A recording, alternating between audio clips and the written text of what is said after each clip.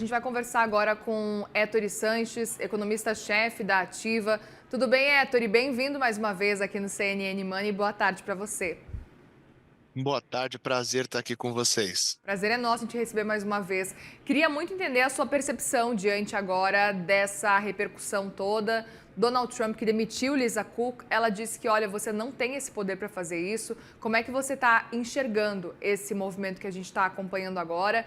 Uma atualização interessante, porque o que a gente via era quase que uma perseguição com Jeremy Powell e agora parece que ele mudou o foco, até porque Jeremy Powell, na última agora fala em Jackson Hole, deixou claro que sim, vai ter um corte de juros em breve. Veja, é uma situação extremamente delicada, mas que nós, como economistas, né, e os analistas do mercado financeiro como um todo, olham para além do mérito. Por quê?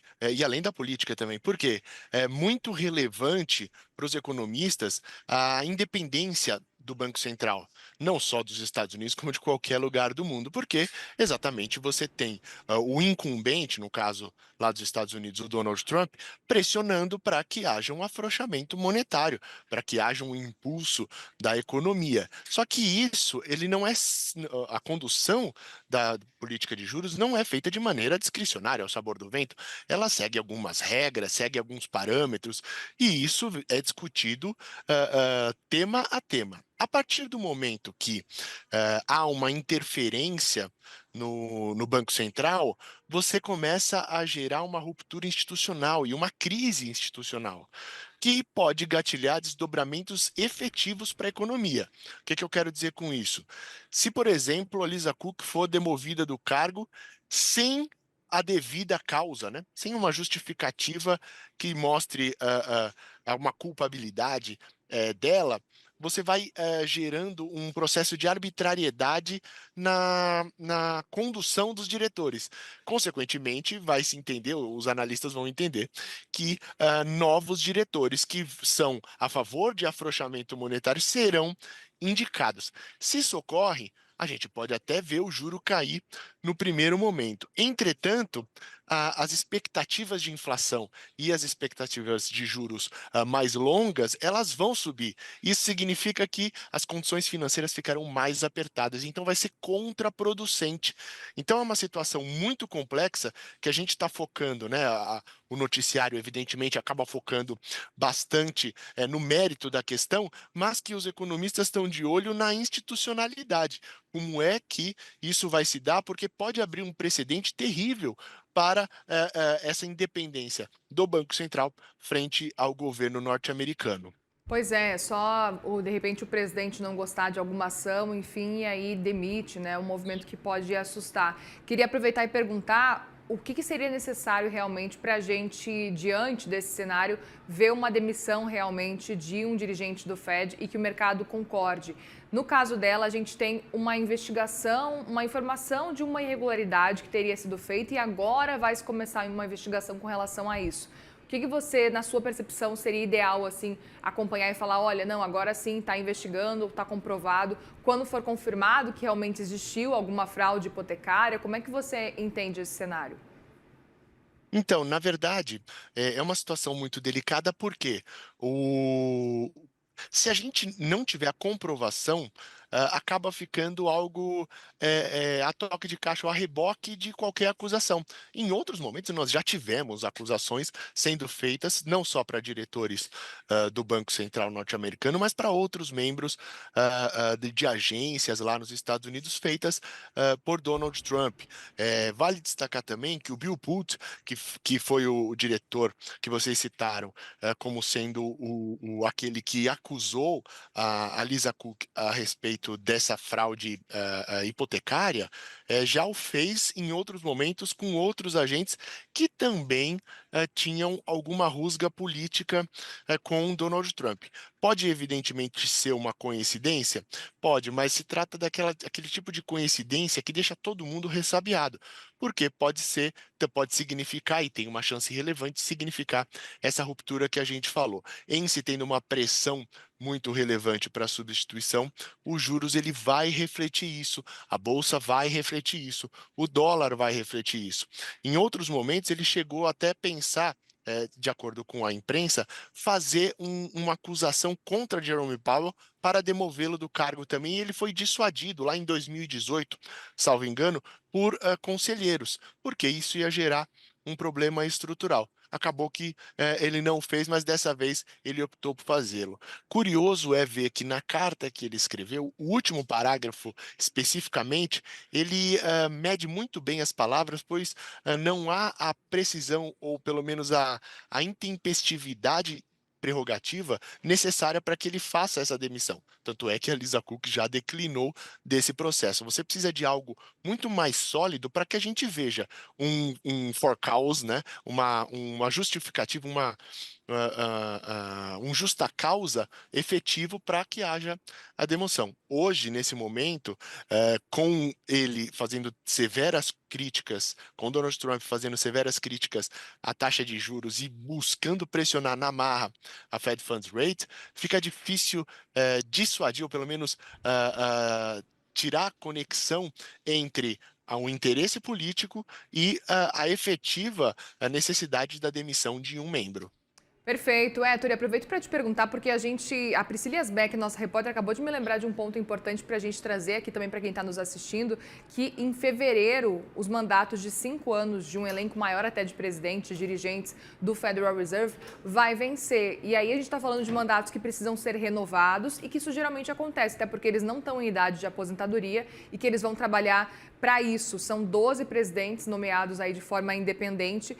E aí seria um cenário para a gente acompanhar o que pode acontecer. Mas a decisão de Trump de realmente conseguir remover Lisa Cook funcionar, será que a gente pode imaginar que ele pode conseguir uma maioria daqui para frente, levando em consideração movimentações? Tem aí, levando em consideração que já tem movimentação de troca em janeiro, especificamente, tem a troca de Jeremy Powell, tem a troca de Lisa Cook, e aí a gente vai ter um Donald Trump, talvez com uma maioria, aí talvez 4 ou 5 já de aliados realmente que podem estar ali no Federal Reserve. Qual o impacto disso na sua percepção? O quanto que o Fed pode ficar até vulnerável? Mas é interessante eu perguntar também com relação a isso e lembrar que Jeremy Powell foi uma indicação do próprio Donald Trump e que hoje ele já se coloca contrário a essa indicação.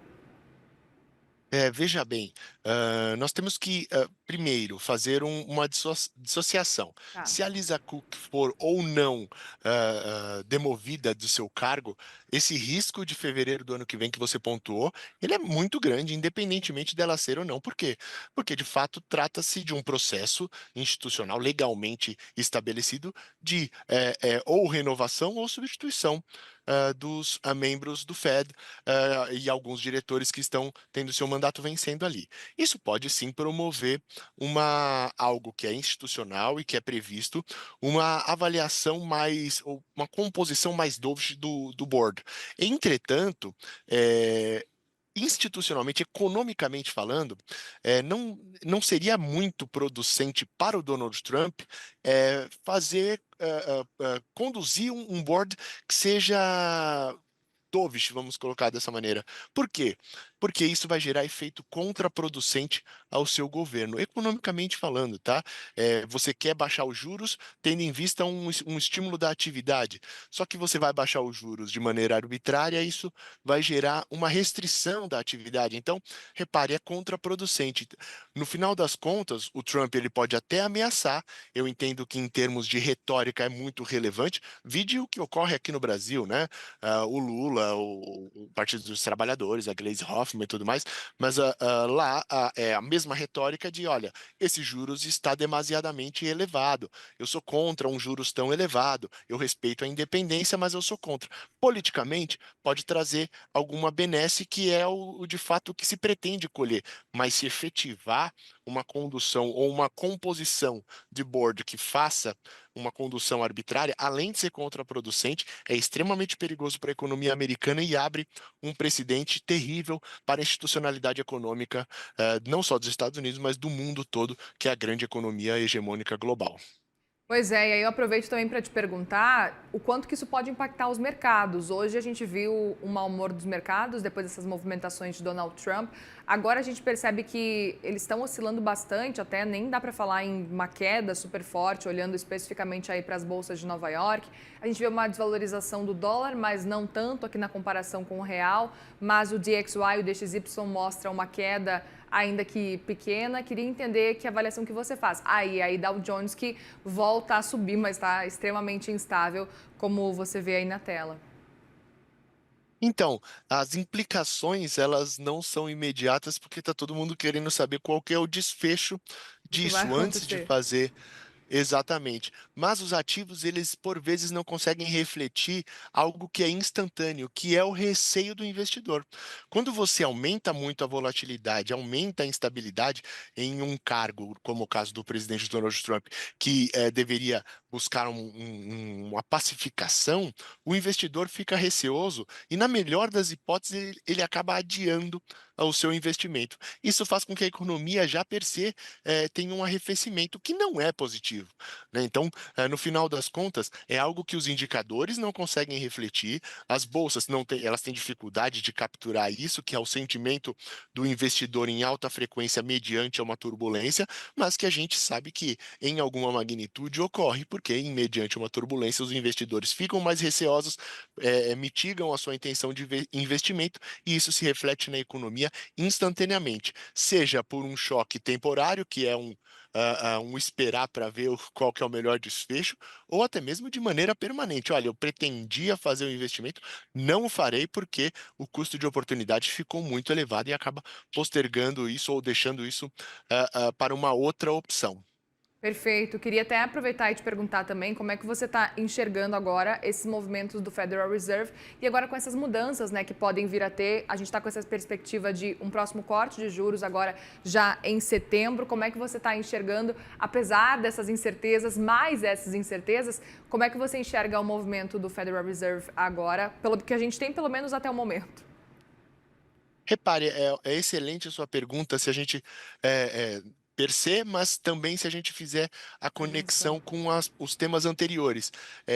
Na última reunião, nós tivemos duas dissidências, Sim. Waller e Bowman. Os dois que foram indicados por Donald Trump votaram favoráveis a um corte, enquanto a maioria votou pela manutenção da taxa de juros. Muita gente falou, olha, foi uma votação política, tratou-se de uma votação na qual esses diretores estão tentando escalar para o cargo de presidente e tudo mais. Só que agora o Jeremy Powell, 20 dias depois, vem e faz uma ratificação no sentido de iniciar um afrouxamento monetário. Então, estamos falando de um órgão que é extremamente técnico. Apesar dessa busca por tentar se politizar e tudo mais, ou pelo menos carregar uma retórica que vem de fora para dentro do Fed, o voto desses dois diretores não foi um voto absolutamente arbitrário, a ponto de hoje nós temos o chairman endossando isso e o mercado praticamente sacramentando o início do afrouxamento monetário na reunião de setembro.